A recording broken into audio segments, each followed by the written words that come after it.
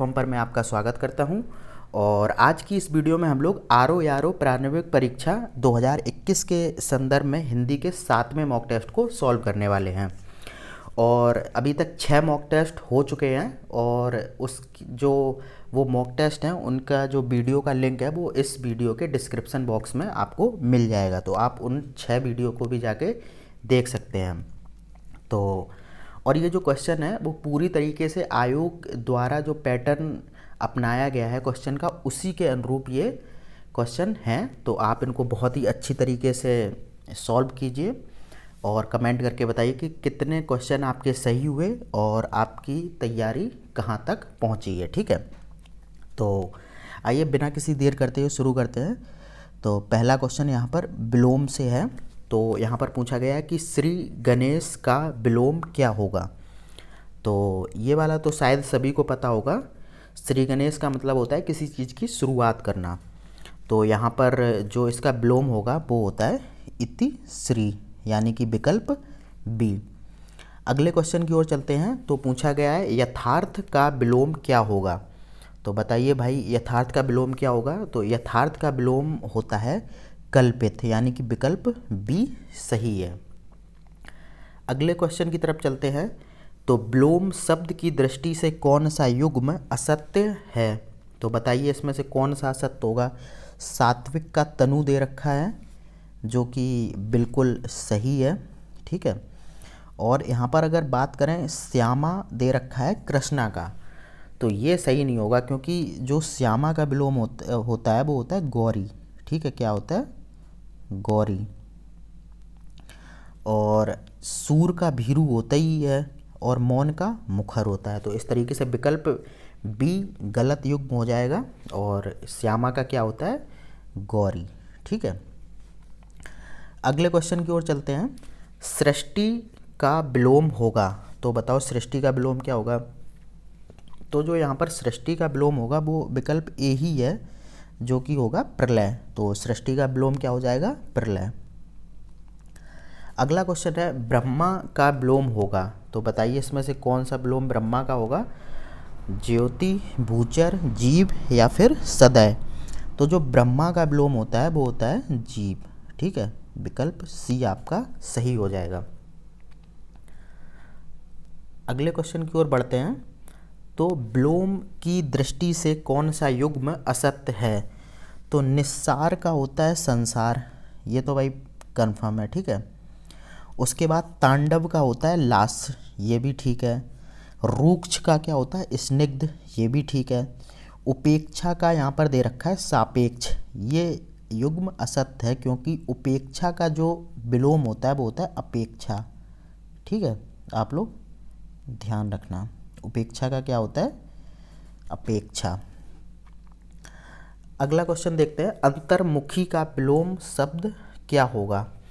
तो अंतर्मुखी का विलोम क्या होता है बताइए। जगतमुखी होगा, जगमुखी होगा, चतुर्मुखी होगा या बहिर्मुखी होगा। एकदम ये कन्फ्यूजिंग से शब्द हैं। तो अंतर्मुखी का जो विलोम होता है वो होता है बहिर्मुखी, यानी कि विकल्प डी आपका सही हो जाएगा। अगले क्वेश्चन की तरफ चलते हैं। तो विलोम की दृष्टि से कौन सा युग्म असत्य है। तो बताइए इसमें से कौन सा युग्म असत्य होगा। तो यहाँ पर मधुर का तीक्ष्ण, यही गलत लग रहा है भाई, क्योंकि जो मधुर का विलोम होता है वो होता है कटु। ठीक है, मधुर का विलोम क्या होता है कटु। और तीक्ष्ण का ये जो तीक्ष्ण का विलोम क्या होता है ये होता है मंद। ठीक है, आप याद रखना। तो मधुर का हो गया कटु और तीक्ष्ण का मंद। और बाद बाकी और को देखें तो गौरव का लाघव होता ही है, न्यून का अधिक होता ही है और ऋजु का वक्र होता ही है। ठीक है, अब अगले क्वेश्चन की तरफ चलते हैं।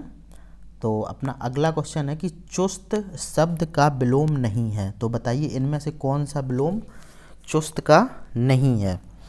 तो चुस्त का ढीला तो हो गई, लचर भी होगा और सुस्त भी होगा। ठीक है, ये तीनों एक ही हैं। और यहाँ पर देखा जाए तो चुस्त का विलोम अस्त नहीं होगा। ठीक है, तो विकल्प डी अपना सही हो जाएगा।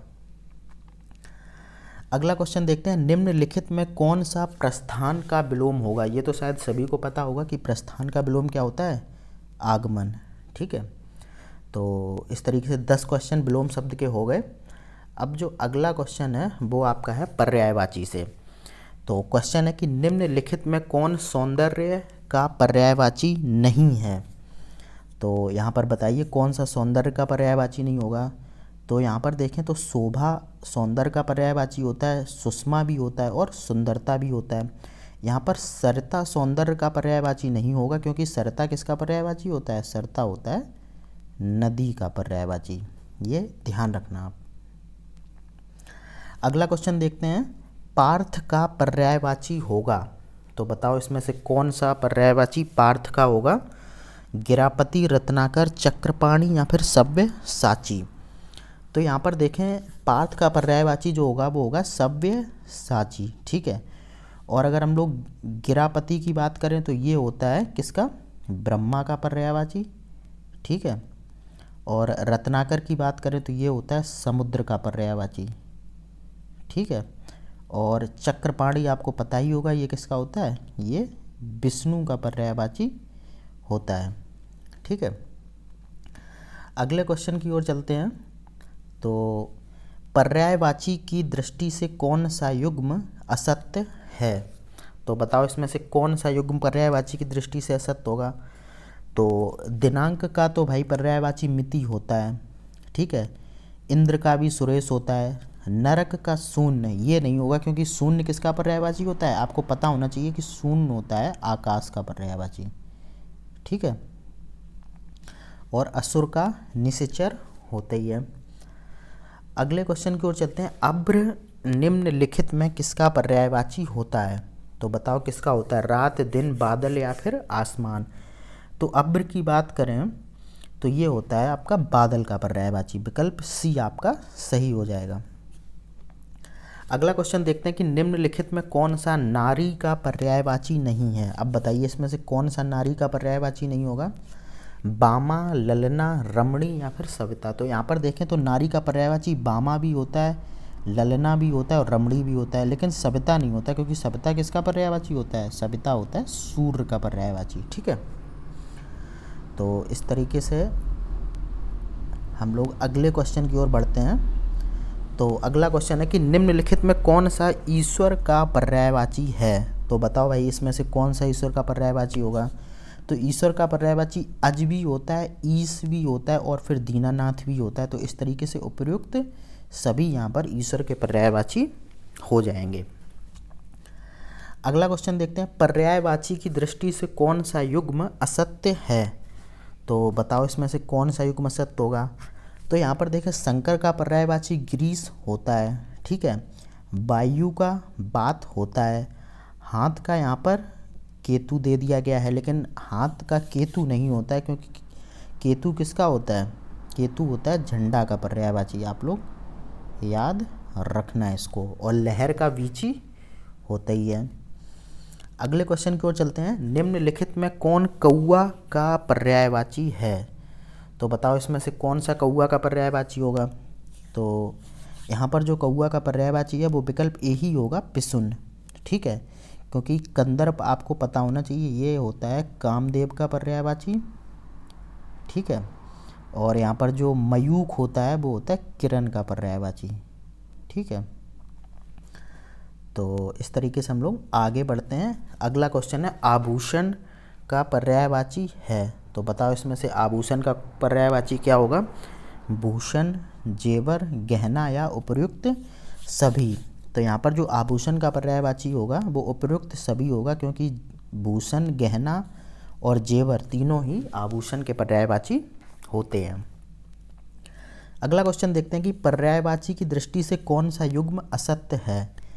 तो यहाँ पर देखें, अगर आम का पर्यायवाची फलश्रेष्ठ होता ही है, शिकायत का उपालंब होता ही है, ऋषि का मनीषी होता ही है, लेकिन कटाक्ष का कड़वा नहीं होता है, क्योंकि कटाक्ष का पर्यायवाची क्या होता है, व्यंग, ठीक है।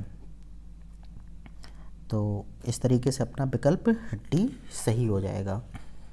अगला क्वेश्चन देखते हैं, ये आपका वाक्यांश के लिए एक शब्द से है। तो ऐसी जीविका जो आकस्मिक हो के लिए एक शब्द क्या होगा। रोजी, आकाश जीविका, आकाश वृत्ति या फिर आवेदिक। तो जो ऐसी जीविका जो आकस्मिक हो उसके लिए शब्द प्रयोग होता है आकाश वृत्ति। ठीक है, विकल्प सी सही हो जाएगा। अगला क्वेश्चन है ज्ञान नेत्र से देखने वाला अंधा व्यक्ति के लिए एक शब्द क्या होगा? दिव्य दृष्टि, दिव्य नेत्र, दिव्य दर्शनीय या दिव्य चक्षु। तो विकल्प डी अपना सही हो जाएगा, क्या होगा? दिव्य चक्षु। ठीक है, अगले क्वेश्चन की ओर चलते हैं। तो अपना अगला क्वेश्चन है कि गोद में स्थान पाया हुआ, इसके लिए एक शब्द क्या होगा? असीम, आश्रय, अंकस्थ या फिर अंकसाई। तो बताओ क्या होगा? तो गोद में स्थान पाया हुआ व्यक्ति के लिए एक शब्द होता है, ये होता है अंकस्थ। ठीक है, विकल्प सी अपना सही हो जाएगा। अगला क्वेश्चन है किसी कथा के अंतर्गत आने वाली कोई दूसरी कथा क्या कहते हैं उसको? कथकार, अंतःकथा, और ये क्या लिखा है? दिक्त या फिर अंतर्निर्विष्ट। क्या होगा? तो यहाँ पर किसी कथा के अंतर्गत आने वाली कोई दूसरी कथा, इसके लिए जो एक शब्द होता है वो होता है अंतः कथा, यानी कि विकल्प बी आपका सही हो जाएगा। अगला क्वेश्चन है पर्वत के ऊपर की समतल भूमि के लिए एक शब्द क्या होगा? तो ये होगा आपका पहला ही आदित्य का। ठीक है, आदित्य का। अगला क्वेश्चन है किसी के पीछे चलने वाला, तो उसके लिए एक शब्द क्या होगा? तो बताइए क्या होगा? अनुगामी ये भी होता है और अनुयायी ये भी होता है, यानी कि विकल्प सी आपका सही हो जाएगा, उपयुक्त दोनों।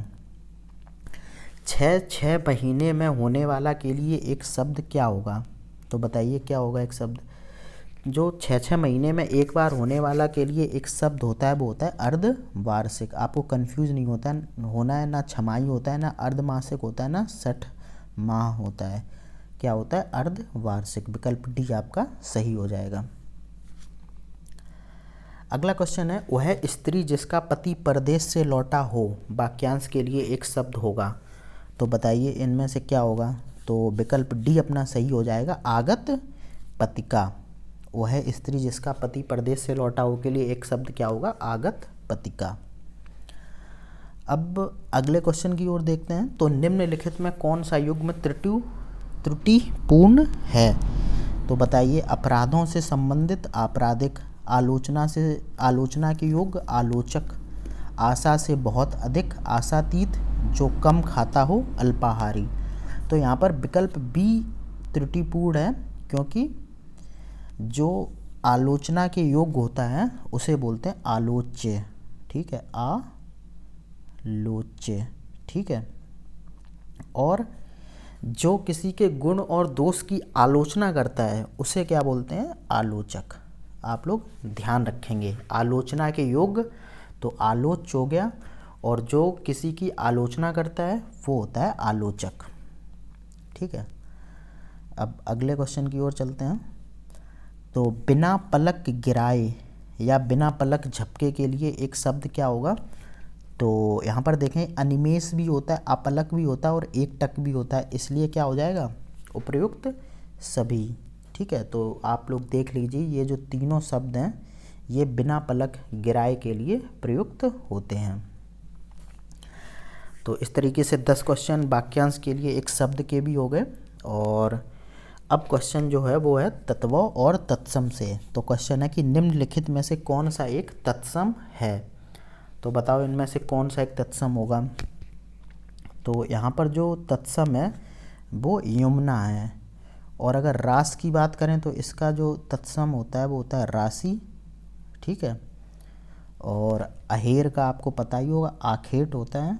ठीक है, और यहाँ पर अगर हम लोग बात करें खप्पर की तो इसका जो तत्सम होता है वो होता है खरपर। ठीक है, तो विकल्प डी अपना सही हो जाएगा, यमुना। और यमुना के अगर तत्सम की बात करें तो क्या होता है? जमुना। जमुना लिखते हैं तब इसका तत्सम होता है यमुना। अगला क्वेश्चन है सहेली का तत्सम होगा। तो बताइए भाई सहेली का तत्सम क्या होगा? सहलिंगिनी, सहेलका, सहेलनी या फिर साथी। तो सहेली का जो तत्सम होता है वो सहेलनी होता है, विकल्प सी आपका सही हो जाएगा। अगला क्वेश्चन है कि निम्नलिखित में से कौन सा एक तद्भव है। तो बताइए इनमें से कौन सा एक तद्भव होगा। तो सुगंध तत्सम है, शोभन भी तत्सम है, स्मरण भी तत्सम है। सगुन आपका तद्भव है और इसका जो तत्सम होता है वो होता है शकुन। ठीक है, अगले क्वेश्चन की ओर बढ़ते हैं। प्यासा का तत्सम होगा। तो बताओ प्यासा का तत्सम क्या होगा। पर्पस, प्रयास, पिपासा या परपासा। तो यहाँ पर जो प्यासा का तत्सम होगा वो होगा पिपासा, विकल्प सी आपका सही हो जाएगा। और ये जो एक जैसे शब्द दिखते हैं इनको, इनमें से सही उत्तर पहचानने की विधि यही है कि आप बहुत ज़्यादा प्रैक्टिस करें। बिना प्रैक्टिस के संभव नहीं है कि आप परीक्षा में इन कन्फ्यूजिंग शब्द में आप सही आंसर पहचान पाएँ। तो अगले क्वेश्चन की तरफ देखते हैं। तद्भव तत्सम की दृष्टि से कौन सा युग्म असत्य है। तो बताओ इनमें से कौन सा युग्म तद्भव और तत्सम की दृष्टि से अशुद्ध होगा। तो सत्तू का सक्तु होता है। ठीक है, ये चोरी का यहाँ पर क्या दे रखा है, चौर्यकारी। तो यहाँ पर कारी फालतू में लगा दिया गया है। चोरी का जो तत्सम होता है वो चौर ही होता है, सिर्फ इतना। ठीक है, और यही आपका असत्य हो जाएगा। आगे देखें अगर, तो जो ये हैं आपके न्योता का निमंत्रण होता है, बसेरा का वासगृह होता ही है। अगले क्वेश्चन की तरफ बढ़ते हैं। तो निम्नलिखित में से कौन सा एक तद्भव है। तो बताइए इनमें से कौन सा एक तद्भव होगा। तो भ्राता तो आपका तत्सम हो गया, और भक्त भी आपका तत्सम हो गया, और भिक्षा भी आपका तत्सम हो गया। लेकिन भभूत क्या हो गया, ये तद्भव है और इसका जो तत्सम होता है वो होता है विभूति। ठीक है, अगले क्वेश्चन की ओर बढ़ते हैं। भेष का तत्सम होगा। देखिए कितना कन्फ्यूजिंग है। अगर आपने इसको सही से नहीं पढ़ा होगा और सही से देखा नहीं होगा तो आप इसका आंसर वहाँ पर गलत करके ही आएंगे। तो भेष का तत्सम होता है वेश। ठीक है, आप याद रखना ये वाला सा प्रयोग होगा। अगले क्वेश्चन की ओर बढ़ते हैं। तो अगला क्वेश्चन है कि ये पहले हटा दूं मैं।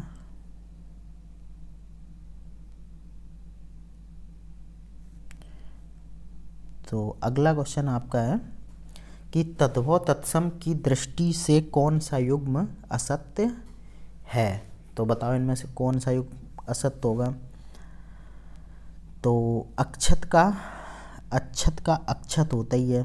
ठीक है, नेह का स्नेह होता ही है। फुर्ती का यहाँ पर क्या दे रखा है, कफुर्ती। क्या ये उल्टा सीधा दे दिया है, ये यहाँ पर कफुर्ती नहीं होगा। फुर्ती का जो तत्सम होता है वो होता है स्फूर्ति। आप लोग याद रखना है इसको, ये होता है स्फूर्ति। बच्चा का वत्स होता ही है यहाँ पर। तो फुर्ती का क्या होगा, स्फूर्ति। यही आपका सही उत्तर हो जाएगा। अब अगला क्वेश्चन है कि ईंट का तत्सम होगा। तो बताइए ईंट का तत्सम क्या होता है, इटका, इसका, इटका या इष्टका। तो ईंट का जो तत्सम होता है वो होता है इसका। ठीक है, विकल्प बी आपका सही उत्तर हो जाएगा। अब अगला क्वेश्चन देखते हैं कि निम्नलिखित में कौन सा एक तत्सम है, घट, घाम, घाव या फिर चाम। तो ये भी काफ़ी कंफ्यूजिंग सा क्वेश्चन है। तो यहाँ पर देखें तत्सम होगा आपका, वो होगा घट। ठीक है, ये तत्सम होगा जो कि किससे बना है, घड़ा से। घड़ा का तत्सम क्या होता है, ये आपका होता है घट। अब आगे के अगर शब्द देखें तो घाम का जो तत्सम होता है वो होता है घर्म। ठीक है, घाव का होता है घात। ठीक है, और चाम का क्या होता है, ये होता है चर्म। ठीक है, तो अब अगले क्वेश्चन की ओर बढ़ते हैं। निम्नलिखित में किसकी वर्तनी अशुद्ध है। तो अब वर्तनी शुद्धि से क्वेश्चन आ गए हैं। तो देखिए भाई इनमें से किसकी वर्तनी अशुद्ध होगी। आप चारों विकल्प को बहुत सही से देखिए। तो यहाँ पर जो गलत वर्तनी वाला शब्द है वो है सतोगुण। ये ऐसे नहीं लिखा जाता बल्कि ये लिखा जाता है सत्व गुण। ये ऐसे करके लिखा जाएगा। ठीक है, तो अब अगले क्वेश्चन की ओर देखते हैं क्या हो रहा है ये। निम्नलिखित में कौन सी वर्तनी शुद्ध है? तो इसमें से कौन सी वर्तनी शुद्ध होगी ये आपको देखना है। तो आप पहचानिए इसमें से किसकी वर्तनी शुद्ध है। तो ये होगा विकल्प ए ही हो जाएगा, आधिक। ये बिल्कुल सही लिखा है। अगला क्वेश्चन देखते हैं कि निम्नलिखित में किसकी वर्तनी अशुद्ध है। तो बताइए इसमें से किसकी वर्तनी अशुद्ध होगी। आप शब्दों को पहचानिए। तो यहाँ पर जो ये अंतर कथा लिखा है ये गलत है, ठीक है। ये लिखा जाता है अंतः, ऐसे करके, अंतः और कथा, ठीक है। अगला क्वेश्चन है, निम्नलिखित में कौन सी वर्तनी शुद्ध है। बताइए अब इसमें से कौन सी वर्तनी शुद्ध होगी। तो यहाँ पर जो शुद्ध वर्तनी वाला शब्द है वो है विकल्प डी, यानी कि कुनवा, ठीक है। यहाँ पर अगला क्वेश्चन है, अशुद्ध वर्तनी पहचानिए। तो बताइए इनमें से किसकी वर्तनी अशुद्ध है। तो यहाँ पर अगर देखा जाए क्षमा बिल्कुल सही लिखा है, क्षेत्र भी सही लिखा है, ईष्ट सही नहीं है क्योंकि ईष्ट में ठा नहीं टा का प्रयोग होता है, ईष्ट होता है। क्षुद्र तो ठीक है ये। अगले क्वेश्चन की ओर बढ़ते हैं, अशुद्ध वाक्य का चयन कीजिए। तो कीजिए भाई, इसमें से कौन सा वाक्य अशुद्ध है बताइए। तो रात का नाश्ता अच्छा था। तो पहली बात तो भाई नाश्ता किया जाता है सुबह, ना कि रात में। तो इसीलिए क्या होगा यहाँ पर, रात का भोजन अच्छा था, या फिर यहाँ पर होगा रात का खाना अच्छा था। तो विकल्प ए ही आपका अशुद्ध वाक्य हो जाएगा, ठीक है। और आगे के वाक्य देखें तो वह स्त्री दोषी है, बिल्कुल सही है। उसका गुस्सा उफान पर है, ये भी बिल्कुल सही है। शराब पीना विष से हानिकारक है, ये भी ठीक है। तो विकल्प ए सही हो जाएगा, रात का नाश्ता अच्छा था, ये वाक्य गलत है आपका। अगला क्वेश्चन है, शुद्ध वाक्य की पहचान कीजिए। तो शुद्ध वाक्य की वही पहचान कीजिए, शिकारी ने उस पर गोली चलाई पर शेर बच निकला। ये तो वाक्य गलत है, ठीक है। शिकारी ने गोली चलाई पर शेर बच निकला, ये सही है। गोली चलाई शिकारी ने, ये भी गलत है। शिकारी ने गोली चलाई शेर पर, हाँ ये सब गलत हैं। यही आपका सही होगा, शिकारी ने गोली चलाई पर शेर बच निकला, ठीक है। अगला क्वेश्चन देखते हैं, अशुद्ध वाक्य का चयन कीजिए। बताइए इसमें से कौन सा वाक्य अशुद्ध है। तो आपकी महती कृपा होगी, ये तो बिल्कुल सही है। उसके प्राण पखेरु चले गए। अच्छा, आपने एक चीज़ सुनी होगी, कभी भी प्राण पखेरु चले गए नहीं होता है, बल्कि क्या होता है, प्राण पखेरु उड़ गए। तो इस तरीके से आपका विकल्प बी अशुद्ध वाक्य हो जाएगा। और सही वाक्य क्या होगा, उसके प्राण पखेरु उड़ गए। और वे बड़े सज्जन हैं, यह आँखों देखी घटना है, ये दोनों सही होंगे। अगला क्वेश्चन देखें तो शुद्ध वाक्य की पहचान कीजिए। तो बताइए भाई इनमें से कौन सा वाक्य शुद्ध होगा। केवल मात्र आपके दर्शन पर्याप्त होंगे, ये गलत होगा। गलत इसलिए होगा क्योंकि यहाँ पर दोनों चीज़ें लिखी हैं, केवल और मात्र, जबकि दोनों का मतलब सेम ही होता है। तो इसीलिए इनमें से एक का प्रयोग होगा, या तो आएगा कि केवल आपके दर्शन पर्याप्त होंगे, या फिर वाक्य बनना चाहिए कि मात्र आपके दर्शन पर्याप्त होंगे। अब इसी के आधार पर आप देख लीजिए, सिर्फ मात्र, ये भी बात एक ही होगी, सिर्फ और मात्र, ठीक है। अगला क्वेश्चन है, केवल सिर्फ मात्र, इसमें तो तीनों दे दिया गया, केवल सिर्फ मात्र, ठीक है। और अगला क्या है, मात्र आपके दर्शन पर्याप्त होंगे। तो इस तरीके से जो विकल्प डी है वो आपका बिल्कुल सही हो जाएगा। अगला क्वेश्चन है, निम्नलिखित वाक्यों में कौन सा अशुद्ध है। तो बताइए भाई इनमें से कौन सा अशुद्ध होगा।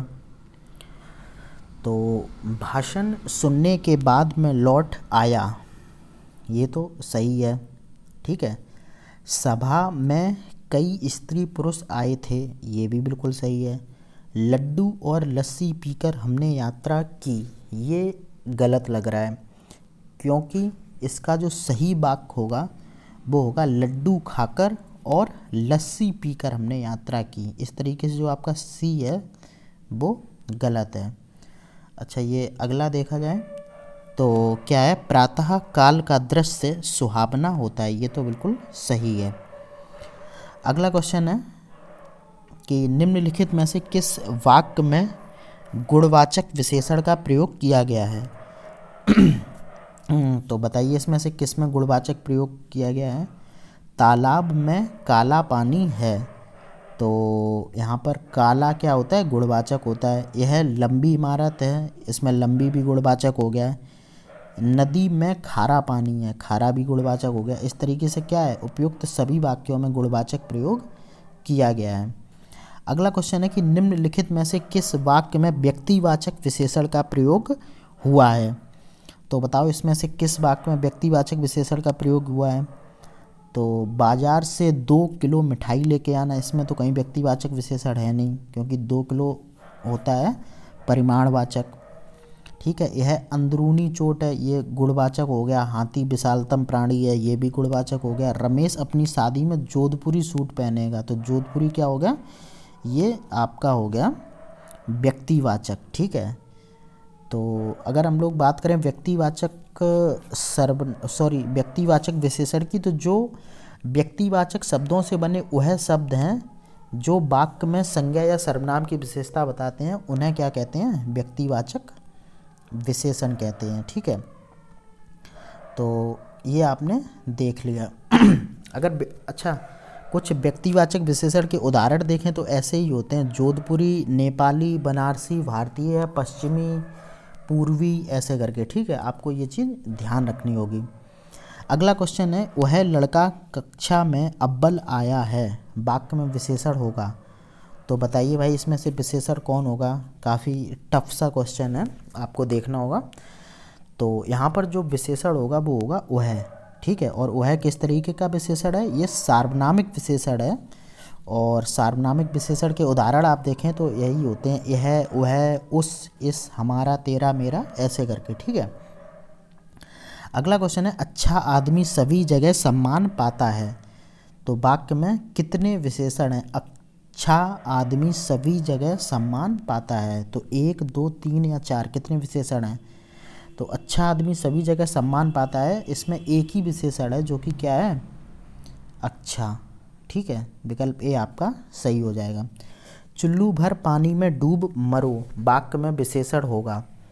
तो विशेषण क्या होगा इसमें बताओ। तो चुल्लू भर पानी में डूब मरो में विशेषण होगा चुल्लू भर। और ये कैसा विशेषण है, ये परिमाणवाचक विशेषण है। अगला क्वेश्चन है, सौरभ बहुत धीरे धीरे पढ़ता है, वाक्य में प्रविशेषण होगा। तो बताओ इसमें से कौन सा प्रविशेषण होगा। तो यहाँ पर जो प्रविशेषण होगा वो होगा बहुत, क्योंकि जो प्रविशेषण होता है वो विशेषण की विशेषता बताता है। और यहाँ पर विशेषण क्या है, धीरे धीरे, और इसकी विशेषता कौन बता रहा है, बहुत। तो यहाँ पर प्रविशेषण क्या हो जाएगा, बहुत। निम्नलिखित में कौन सा विशेषण है। अब बताइए इसमें से कौन सा शब्द विशेषण है। तो यहाँ पर जो विशेषण है वो आपका होगा अनासक्त। ठीक है, किससे बना है ये, अनासक्ति से। अगला क्वेश्चन है, निम्नलिखित में कौन सा विशेषण नहीं है। तो यहाँ पर बताइए कौन सा विशेषण नहीं है। तो यहाँ पर जो विकल्प ए आपका हो जाएगा, यहाँ पर चिंता विशेषण नहीं है, और सब विशेषण हैं जो कि किससे बने हैं, चिंता से ही बने हैं। नमक का विशेषण होगा। तो बताओ इसमें से नमक का विशेषण क्या होगा, नून, लवण, नमकीन या फिर सभी। तो यहाँ पर जो नमक का विशेषण होगा वो होगा नमकीन। अगला क्वेश्चन देखते हैं, निम्नलिखित में कौन सा एक विशेषण नहीं है। तो बताओ भाई इसमें से कौन सा एक विशेषण नहीं होगा। तो इसमें से विशेषण नहीं होगा सम्मान, क्योंकि सम्मान का विशेषण क्या होता है, सम्मानित। ठीक है, तो इस तरीके से हम लोगों ने 60 क्वेश्चन कंप्लीट करे। तो आई होप आपके काफ़ी प्रश्न सही हुए होंगे।